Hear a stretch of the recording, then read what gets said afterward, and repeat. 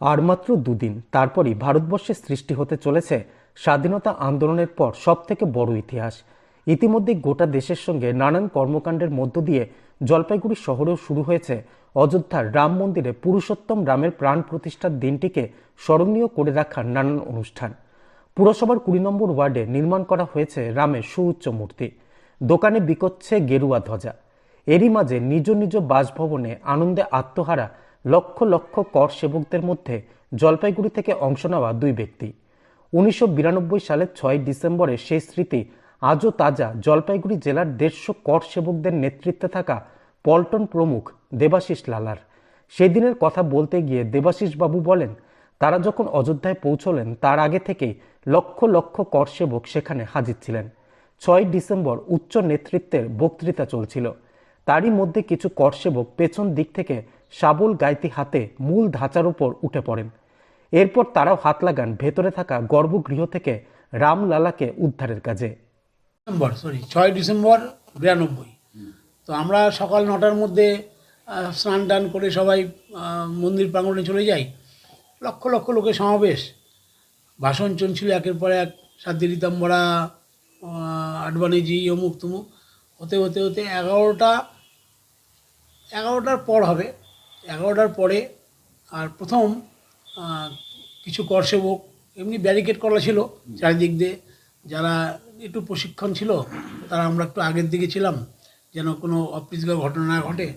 সেই সময় ২৫-৩০ জন করসেবক, তারা সাধারণ হাতে দড়ি, ছোট শাবল, দু একটা গাইতিও চোখে পড়েছিল, এই নিয়ে তারা মন্দিরের দিকে দৌড়াচ্ছে। আর সমস্ত মন্দিরটা উপর দিক দিয়ে সমস্ত পুলিশ ব্যারিকেড করা ছিল। ধাঁচাটার উপরেই পুলিশ ছিল। তো ধাঁচার পেছন দিকটায় একটা গাছ ছিল, সেই গাছের উপর দিয়ে টপকে টপকে সমস্ত, তার মধ্যে দুজন মহিলাও ছিল। আর তো তারা সব উপরে উঠে গেল, আমরা সব নিচে আছি। যারা বক্তারা ভাষণ দিচ্ছিল তারাও সংযম রক্ষা করতে বলছিল, এই ধরনের কথাবার্তা বলছিল। এর মধ্যে সবাই যখন উঠে যায় তখন আস্তে আস্তে পুলিশ, ওই হাজার হাজার লক্ষ লক্ষ মবের মাঝখানে পুলিশ কী করবে, সে তাকে জায়গা করে দিতে হচ্ছে। তারপরেতে সেখান থেকে ওই যেটুকু সামগ্রী ছিল, ওই গাইতি, শাবল ইত্যাদি দিয়ে সম্পূর্ণটা তো মন্দির। অপর এক কর সেবক তরুণ মাহাতো নিজের অভিজ্ঞতা স্মরণ করে বলেন, ২ সপ্তাহ জেলে ছিলেন। এই রাম মন্দির নির্মাণে বাংলার নাম চিরকাল স্বর্ণাক্ষরে লেখা থাকবে, কারণ কলকাতার দুই ভাই কর সেবক শরৎ কোঠারি এবং রাম কোঠারি এই রাম মন্দির নির্মাণের আন্দোলনে আত্মাহুতি দিয়েছিলেন। আজ সেই সময়ের অনেকেই নেই ইহলোকে। তাদের কথা যেমন মনে পড়ছে, তার সঙ্গে দীর্ঘ প্রতীক্ষার পর আজ স্বপ্ন সফল হচ্ছে। এটা দেখে যেতে পারাটাই জীবনের বড় প্রাপ্তি। সেটা ইতিহাস। আমরা যখন গেছিলাম অনেক ঘটনায় মনে পড়ছে এখন, কিন্তু খুব আনন্দের বিষয়, তখন যে ভাবনা নিয়ে আমরা গেছিলাম তার স্বতঃস্ফূর্ত রূপ আমরা দেখতে পাচ্ছি আজ বাস্তবে সেটা রূপদান হচ্ছে। হাজার হাজার করসেবক যারা, তারা নিজের জীবন বিপন্ন করে, কেউ ২০০ কিলোমিটার, কেউ ৫০ কিলোমিটার হেঁটে হেঁটে তারা গেছিলো ওখানে। এখন একজনের কথা খুব মনে পড়ছে, একজন মানে তারা দুই সহোদর ভাই, যারা আমাদের বাংলারই কলকাতার, সে শরৎ কোঠারি এবং রাম কোঠারি, তারা সহোদর দুই ভাই।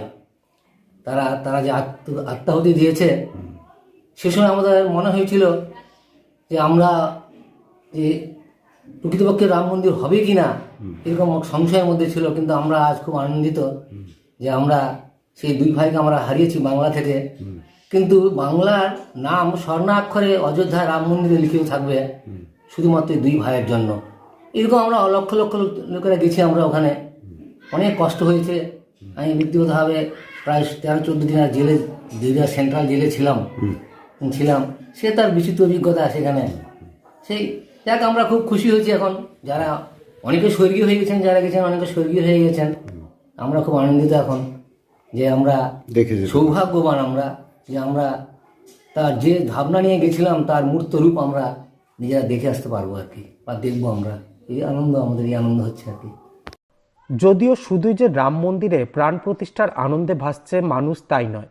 ৯২ সালে কর সেবায় যোগ দেওয়া স্বামীর প্রসঙ্গে বলতে গিয়ে জলপাইগুড়িবাসী প্রভাতী মাহাতো জানালেন, গত কয়েকদিন ধরে ভোর থেকেই তিনি শুরু করেছেন রাম নাম। তার থেকেও বড় কথা, বেশ কিছুদিন থেকে দিনে একবার আহার করছেন।